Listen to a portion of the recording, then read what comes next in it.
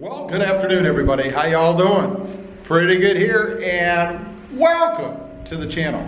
Hey, today I want to get on here and talk about the upcoming, brand new, redesigned, re-engineered, reimagined, to coin a Disney phrase, Toyota Tundra. This thing is coming out, by all accounts, going to be like a 2020 or a 2021 most likely, with a release date somewhere towards the end of 2021 into 2022.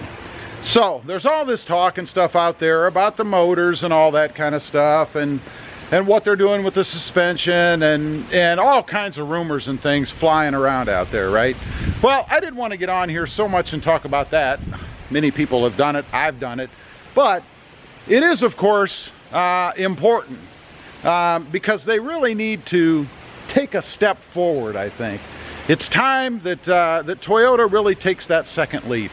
You know, way back, I did kind of a fun facts video a few days ago, and way back, Toyota decided to get in the market, right? They came out with this new, what was going to be the T150, which Ford, of course, shot down. I really think that was just a big kind of a marketing ploy for Toyota, and it was brilliant. You know, what better way to catch the attention of everybody out there than to come out with a name that is so similar to an existing name, especially when they're number one, and know that you're going to get the publicity when they fight you over it. And that's certainly what Toyota did, and I really believe that is what they were intending to do from the start. So I think this is, again, the perfect opportunity for Toyota to further entrench themselves into the full-size truck market. I mean, they've already done it with the Tacoma, right? It's the #1 mid-selling truck in the country. And it's time now for them to step forward again and go all in. Take that same kind of an attitude, or same kind of a risk, if you will, that they did when they jumped in originally with the Tundra.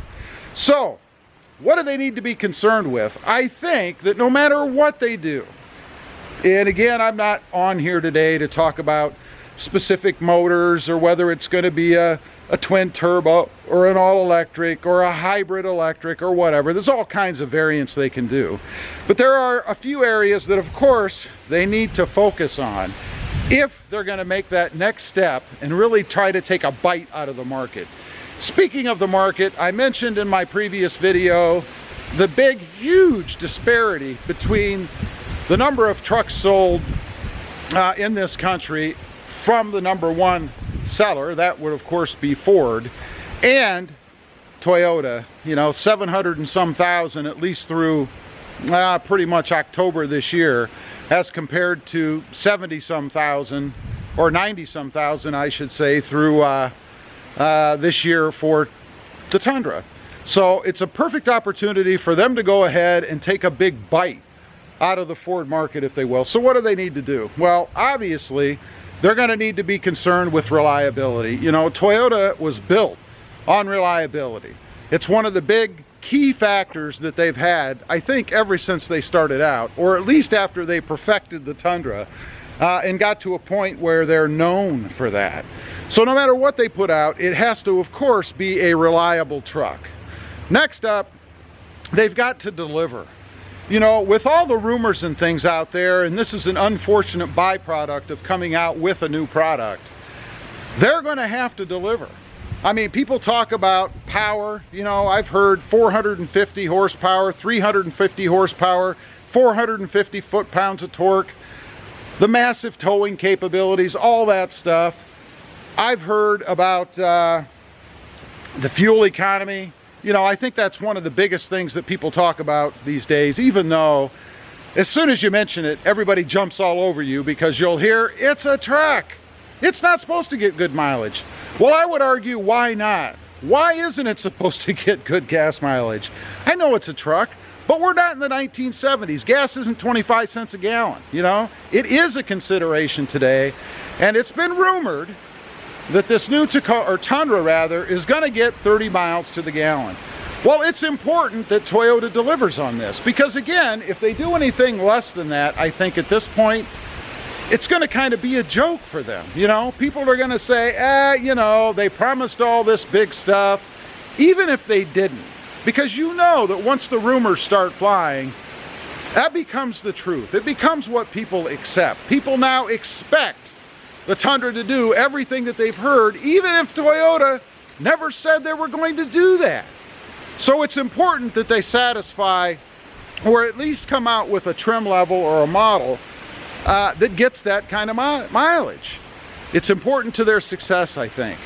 Now, the other thing, and I mentioned reliability, you know, it's I think a given. It's accepted nowadays because you hear it all the time that when a new model or a new variant of a truck comes out, or any vehicle really, that you can expect there to be problems. You know the old adage, never buy a first-year vehicle. Now, where that I think is important to Toyota is they've got to make sure that they test this thing out, and maybe that's why it's taking so long. You know, we're looking at probably, in my opinion, realistically, another 2 years before we even see this truck, at least on the road. So they need to put it through its paces, test it out. And I don't mean just sitting in a factory running models, you know, going with the averages. We need to put some of these things, I say they need to put some of these things out there in the real world, right? They need to give some to some of the people that use them as they're meant to be used, so that they can prove them out before they ever release them to the public. Because one of the big killers, I think, out there, or one of the big things that could go wrong for Toyota, would be to put this Tundra out too soon due to the pressures of the market. You, me, everybody else who's probably beating the door down to get a hold of this new Tundra. But to go ahead and put it out there too quickly and not have a truck that is reliably proven. Definitely going to have to do that. Now, the last thing that I want to talk about, you know, no matter what they come up with, I think first and foremost, it has to be aesthetically pleasing. You know, the Tundra, and I've mentioned this in other videos, is not that far off. I mean, I think they probably could get away with putting a version of what they have right now, maybe a few updates, putting that out there, and they probably would be okay in the vein that the truck would not look outdated. I think they have, when they first went to this body style, they created a version that was modern enough that it would hold up for years, and still holds up. So they don't have to do anything crazy, but they are going to have to do something. And I hope that the guys sitting around in the war rooms over there, you know, the engineers, the design engineers, the guys that are making those molds, those big clay molds, you know, you always see that when they're trying to design something, although I imagine now it's probably mostly done via computer and CAD and all that good stuff. But they need to make sure that they come out with something that is aesthetically pleasing to the buyer. You know, the last thing I want to see is some ugly looking, poorly designed, bad lined, horrible curves truck that they throw out there that they think people are just gonna love. You know, one thing that or an example I'll give you of that, and I don't know why this is, because the feedback that I get on the channel and in the forums and everywhere else is that people don't like chrome. We don't want chrome anymore. Now, I'm not saying everybody hates chrome, but there certainly is a market out there for it. I know that. But I think if they follow in the same vein as Ford and Chevy and Nissan have done, and create a truck that is chrome laden with this giant front chrome grille, it's not going to be a good thing. You know, again, I'll go back to this belief, and I don't know where it comes from, that we Americans anyway love chrome and we love big giant grills.